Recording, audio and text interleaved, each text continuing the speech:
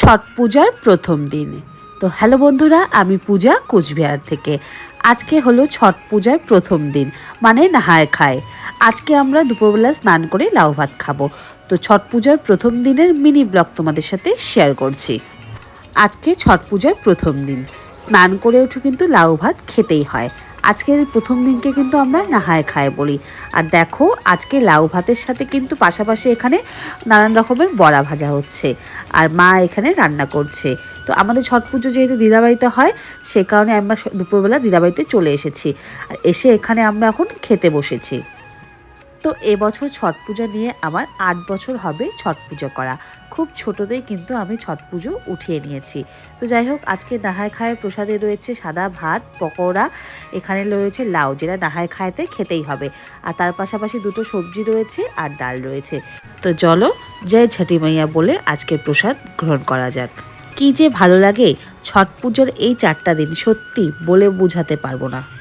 এই ছট পুজোর পুরো নিয়ম কিন্তু আমার দিদা থেকে শেখা। তো দিদা বলে নাকি নাহায় খায়ের দিন লাউ ভাত তো খেতেই হয়, তার পাশাপাশি নানান রকমের বড়া, তারপর হচ্ছে টক দই বা মিষ্টি দই, আচার, এই সমস্তও খেতে হয়। আর ডাল ভাতের সাথে টক দই তো আমার খুবই ফেভারিট, তাই আমি কিন্তু ভাতের সাথে মিষ্টি দই নয়, টক দই খাচ্ছি। তো দুপুরে খাওয়া দাওয়া সবার কমপ্লিট হয়ে গিয়েছে, আর ভাই দেখো এদিকে লাইট লাগাচ্ছে। বাড়িতে এত বড় পুজো, একটু লাইট দিয়ে বাড়িটা না সাজালে সত্যিই ভালো লাগে না। এই ছট পুজোটা আমাদের জন্য যে কি, সত্যি মুখে বলে বোঝাতে পারবো না। ভিতর থেকে একটা ইমোশন কাজ করে, মানে এটার ফিলিংসটাই এত সুন্দর। ছট পুজোর নাম শুনলে, ছট পুজোর গানগুলো শুনলে একটা মনের ভেতরে মানে কি অবস্থা, সেটা আমি সত্যি কোনোদিনও মুখে বলে বোঝাতে পারবো না। যাদের বাড়িতে ছট পুজো হয় বা যারা ছোটো থেকে ছট পুজো দেখে এসেছে, তারাই বলতে পারবে একমাত্র ছট পুজোটা তাদের কাছে কী। আর আমি তো দুদিক থেকেই লাকি, কারণ আমার বাপের বাড়িতেও ছট পুজো হয়, আমার শ্বশুর বাড়িতেও ছট পুজো হয়। আমার বাপের বাড়ির লোকজনও বিহারি, আমার শ্বশুর বাড়ির লোকজনও বিহারি। এই কারণে আমি কিন্তু দুদিক থেকে লাকি যে আমার দু পরিবারেই ছট পুজো হয়।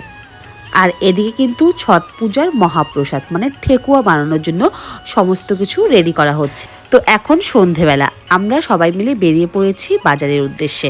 এখন আমরা ছট পুজোর বাজার করতে যাচ্ছি, মানে পুজোতে যে সমস্ত জিনিস দরকার সেগুলো, আর যাচ্ছি গম ভাঙাতে। তো হ্যাঁ, ছট পুজোতে যে ঘাটের প্রসাদটা তৈরি করা হয়, সেটা গম ভেঙে যে আটাটা আসে সেটা থেকেই তৈরি করা হয়। বাজারে আটা কিনে আমি দিদাকে কোনোদিনও দেখিনি যে ঘাটের প্রসাদটা বানাতে।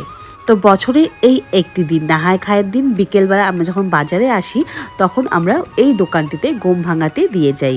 এই গম ভেঙে যে আটাটা তৈরি হবে, সেটা দিয়েই কিন্তু ঘাটের পুজোর প্রসাদ তৈরি হবে, মানে ঘাটের কুলোতে যে প্রসাদগুলো দেওয়া হবে এই আটা দিয়েই তৈরি করা হবে। তো বাজারের ভিতরে আমরা চলে এসেছি, আর এসে সত্যি মনে হচ্ছে যে আমরা ছট পুজোর বাজারে এসেছি, কারণ আজকে এই বাজারে শুধুমাত্র ছট পুজোর জিনিসই কিন্তু বিক্রি হচ্ছে। তো কি বন্ধুরা, দেখে মনে হচ্ছে তো এই বাজারটা একদম পুরোপুরি ছট পূজার বাজার।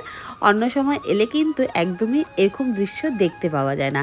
এই কারণে আমি ছট পুজোতে যখন আমরা নাহায় খায়ের দিন বাজার করতে আসি, দিদারা প্রতি বছর এই দিনই মানে নাহায় খায়ের দিনই কিন্তু বাজার করতে আসে। আর আমি এই দিনটা, এই সময়টা একদমই মিস করি না।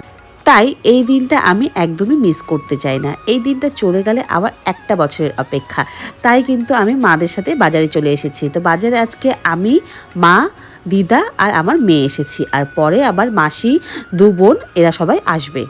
তো এখানে আমরা সবাই কুলা দেখছি। বাজারে যা জিনিসের দাম বেড়েছে, পাতলা পাতলা কুলোগুলোর দামও অনেক বেড়ে গিয়েছে। আর এখন এদিকে খরনা পুজোর জন্য যে জিনিসগুলো লাগবে আর ঘাটের জন্য যে জিনিসগুলো লাগবে, মানে শুকনো জিনিসগুলো, সেগুলো সব নেওয়া হচ্ছে।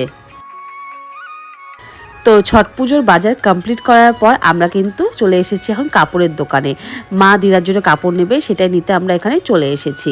তো যাই হোক, প্রতি বছরে কিন্তু আমাদের বাজার করার নিয়ম এটাই থাকে। প্রথমে আমরা ছট পুজোর জিনিস কিনবো, তারপরে আমরা সবাই সবার জন্য কাপড় কিনবো, আর সবার শেষে আমরা পরবো চুড়ি। তো তোমরা ভিডিওটা কন্টিনিউ করতে থাকো, অবশ্যই দেখতে পারবে। তো এখন আমরা চলে এসেছি বাসনের দোকানে, আর এখানে ঠাকুরের মূর্তিগুলো অল্প আমি ক্যামেরা বন্দি করে নিলাম। কী যে ভালো লাগছিল, তাই ভাবলাম তোমাদের সাথে একটু শেয়ার করি। তো ছট পুজোর বাজার করা হয়ে গিয়েছে, কাপড় কেনা হয়ে গিয়েছে, এখন কেনার বাকি ছিল বাসন। মানে কিছু একটা বাসন দরকার ছিল, সে কারণে আমরা এখানে বাসন কিনতে এসেছিলাম। তাই ভাবলাম তোমাদের সাথে মূর্তিগুলো অল্প শেয়ার করি। তো আমাদের বাসনের দোকানে এসে কেনাকাটি কমপ্লিট হয়ে গিয়েছে। এখানে নেওয়া হয়েছে একটা প্রদীপ, একটা যজ্ঞকুণ্ড আর একটা হাঁড়ি। তো যাই হোক, বাজার কিন্তু পুরো ফাঁকা হয়ে গিয়েছে, মানে ঘট পুজোর বাজার করতে এসে মানে সবাই চলে গিয়েছে, কিন্তু আমাদের এখনও বাজার করা কমপ্লিট হয়নি। তোমরা দেখে নাও বাজারের রাস্তাঘাট মানে দোকানপাট সমস্ত কিছু বন্ধ হয়ে গিয়েছে, ফাঁকা ফাঁকা লাগছে, কিন্তু আমরা বাজারে এখনও আছি। তো এটা নতুন কিছু নয়, ছট পুজোর বাজার করতে এলে সময় যে কখন পার হয়ে যায় বোঝাই যায় না। তো ছট পুজো আর আমরা কাচের চুড়ি পরবো না, এটা তো হতেই পারে না। বছরে কোনো সময় কিন্তু কাচের চুড়ি পরা হয় না, কিন্তু এই একটা দিন মানে ছট পুজোর 4টা দিন আমরা সবাই কাচের চুড়ি অবশ্যই পরবো।